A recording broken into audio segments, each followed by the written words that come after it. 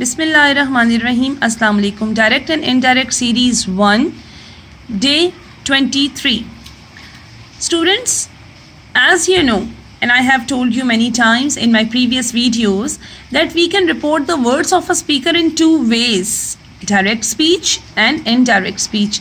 Direct speech is the form of speech in which the actual words of a speaker are reported.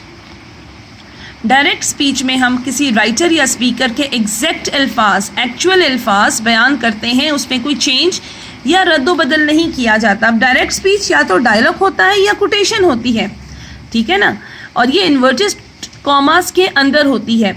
ये writer के, poet के, author के अल्फाज को या स्पीकर के अल्फाज को हम एज इट इज़ बयान करते हैं, इसमें कोई चेंज या रद्दो बदल नहीं किया जाता. ठीक है, इसकी एग्जाम्पल है कुरान के अल्फाज को हम एज इट इज़ कोट करते हैं. ठीक है, इसमें कोई चेंज नहीं होता. हदीस हैं, किसी पोइट के, राइटर के जो अल्फाज हैं, कोटेशंस हैं, इसको हम एज इट इज़ बयान करते हैं. ठीक है, अब इसकी एक एग्जाम्पल है, जैसे ऐशल ने कशफ से कहा कि मैं कल स्कूल नहीं जाऊंगी. अब ऐशल कशफ से डायरेक्टली मुखातिब है, ये आपस में उनकी डायरेक्ट स्पीच हो रही है. ठीक है, अब यही बात कशफ जाके सुबह टीचर को बता देती है कि भी ऐशल ने कहा था कि वो कल स्कूल नहीं आएगी. ठीक है, तो वो इनडायरेक्ट हो गया. किसी के अल्फाज को किसी दूसरे के अल्फाज को अपने अल्फाज में कन्वर्ट करके, तब्दील करके किसी को आगे बयान करना इनडायरेक्ट स्पीच कहलाता है.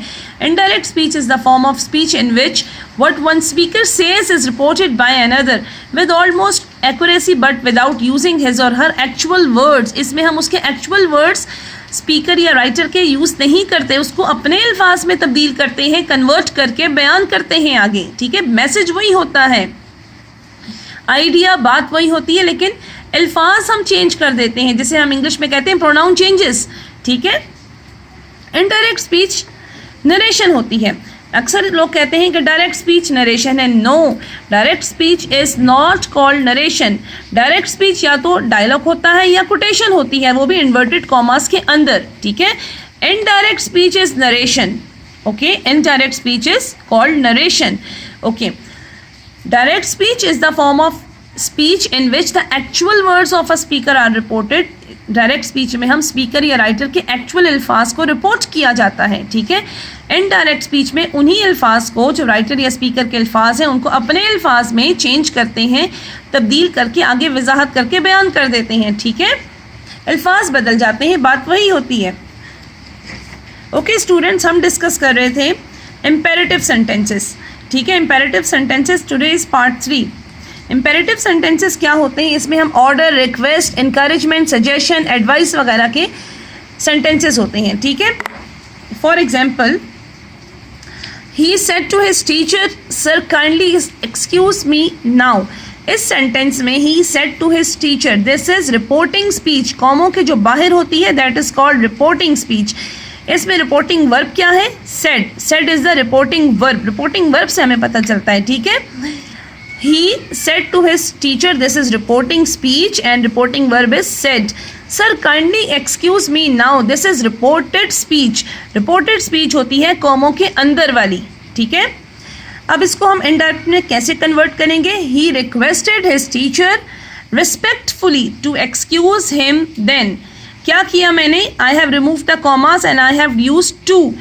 इम्पेरेटिव सेंटेंसेस में हम टू का इस्तेमाल करते हैं कॉमास रिमूव करके. इसमें इफ़ या दैट नहीं लगता. इम्पेरेटिव सेंटेंसेस में इफ़ या दैट नहीं लगता है.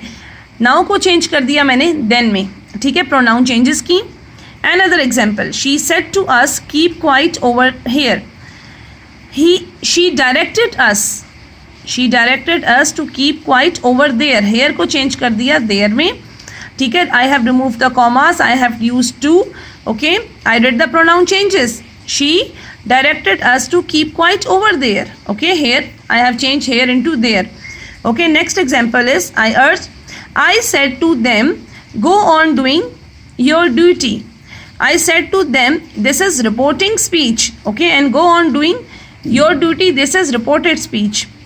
I urged them to go on doing their duty. I have removed the commas, I have used to, I did the pronoun changes. Okay, so students, what you have learned in today's video, direct speech is the form of speech in which the actual words of a speaker are reported, and in indirect speech is the form of speech in which the what one speaker says is reported by another, okay, without using his or her actual words. और imperative sentences में हम to का use करते हैं, pronoun changes करते हैं, to का use करते हैं, commas remove कर दिए जाते हैं, ठीक है. I hope you will like this video. Thank you so much for watching, and don't forget to like, subscribe and share.